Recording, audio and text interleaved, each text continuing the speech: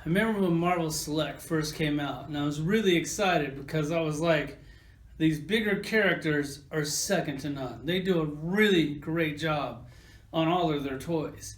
Not to mention, I was hoping that maybe Marvel Legends would feel guilty, see how good these are, and step up their game. That hasn't happened yet, but who knows, maybe it still will.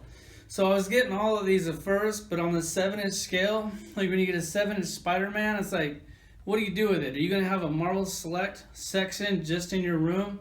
I didn't really like that. I like to kind of mix it up with the bigger characters and like a giant Hulk with like a normal 6-inch Spider-Man. I think that looks really good together.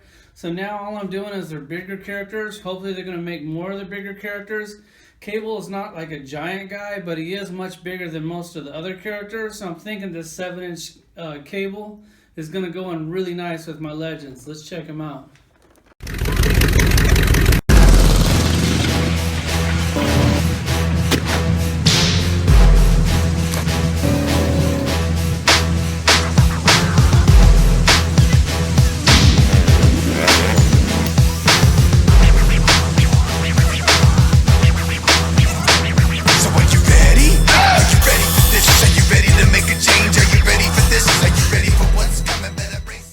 Okay, now I know this Marvel Select Cable came out like a year ago, and if you missed it, he's for sale again on Big Bad. That's when I just now picked him up. I saw him, realized how good he was, and I figured I should probably definitely pick this up.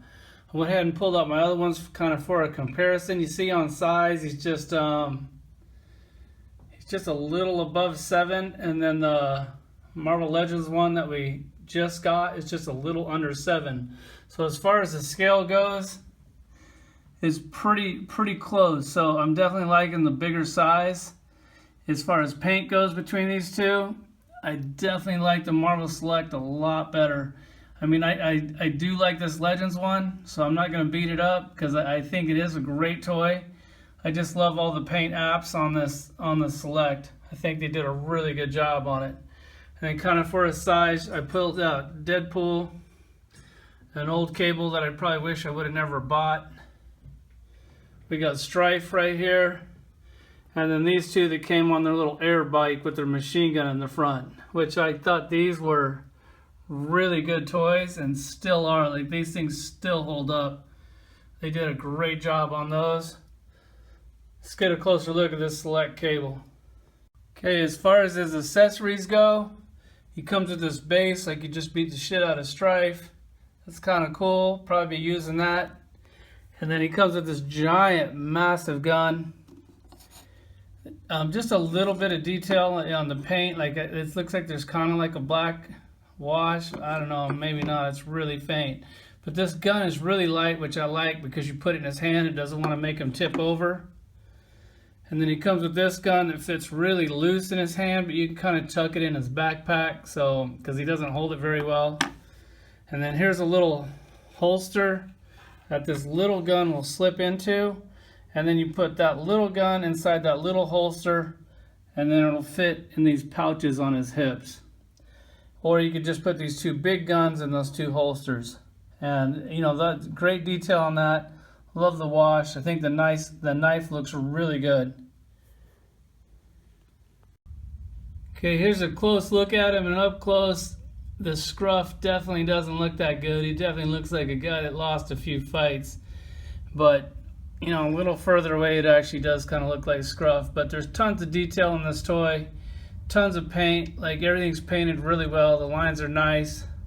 I love all the detail on all these bombs and everything. The arm is done really well. Little buckles here and there. That's where his knife goes. And then he's got these kind of weird hinge things on his legs. Like I said, the articulation is definitely not a strong point. But on the head, it doesn't really move much. Not a lot going on there.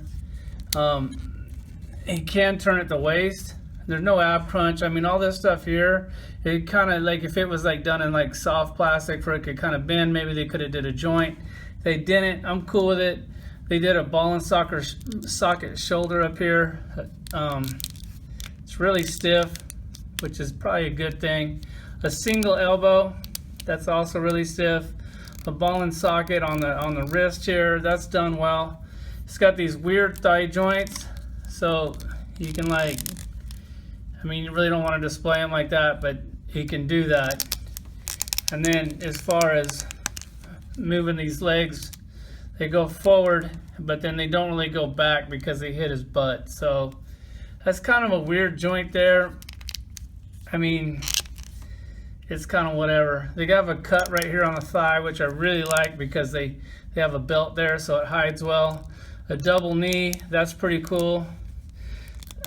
You would think that they would have did a rotation here at the top of the boot, but they didn't. And then his ankle goes up and down, and it has this weird kind of a, I don't know, it swivels, but why would you want to swivel it like that? But either way, I mean, he's a good toy. I really like him. I think he's the best cable that I have in my collection. If you don't have him, he's going to go right in scale with your Marvel Legends.